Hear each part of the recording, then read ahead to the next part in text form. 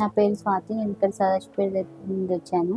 అయితే నేను 9 మంత్స్ నుంచి వేరే హాస్పిటల్లో చూయించుకున్నప్పుడు అప్పుడు నాకు ముందే మెడిసిన్ వాడినప్పుడు సర్జరీ అయిండే థైమాక్టమీ. తర్వాత మేడం ఏమన్నారు, ఏం పర్లేదు అప్పుడు అయింది కదా, ఇప్పుడు ఎందుకు, ఇప్పుడు మంచిగానే ఉంది, నీకేం ప్రాబ్లం లేదని 9 మంత్స్ వరకు చెప్పిర్రు. నేను ఆ రోజు మార్నింగే వెళ్ళేసి వచ్చిన.